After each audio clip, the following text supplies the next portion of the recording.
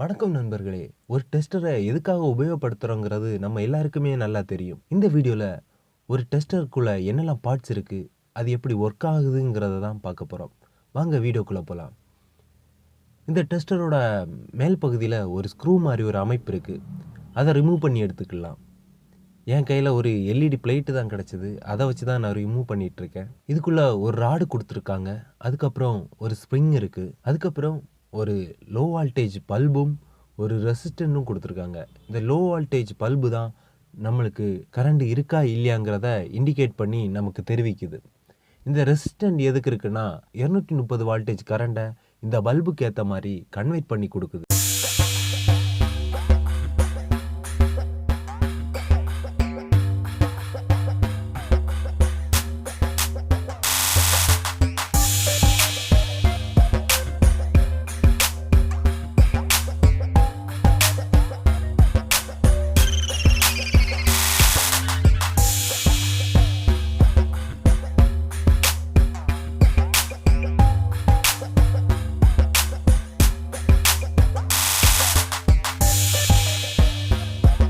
இந்த டெஸ்டரை வச்சு செக் பண்ணும்போது எர்த்து வர லைனில் நீங்கள் செக் பண்ணீங்கன்னா கண்டிப்பாக இது நமக்கு கரண்ட் இருக்கா இல்லையா அப்படிங்கிறத இண்டிகேட் பண்ணி சொல்லாது. பாசிட்டிவ் லைனில் கொடுத்தா மட்டும்தான் அது இண்டிகேட் பண்ணி சொல்லும். பாசிட்டிவ் லைனில் நம்ம டெஸ்டரை வச்சதுக்கு அப்புறமும் அந்த ஸ்க்ரூவிலையோ இல்லைன்னா அந்த கம்பியிலையோ நம்ம பாடி டச் ஆகிருந்தால் மட்டும்தான் அது இண்டிகேட் பண்ணும். அது ஏன்னு கேட்டிங்கன்னா, நம்ம பாடி அந்த ஸ்க்ரூவில் டச் ஆகிருந்தால் தான் அந்த லைட்டுக்கு பாசிட்டிவ் ப்ளஸ் நம்ம மூலமாக கிரவுண்டு பவரும் கிடைக்கும். அப்படி கிடைச்சா மட்டும்தான் அந்த லைட் எரியும். இந்த வீடியோ உங்களுக்கு பிடிச்சிருக்குன்னு நினைக்கிறேன். இன்னும் ஒரு நல்ல வீடியோவில் சந்திக்கலாம். நன்றி.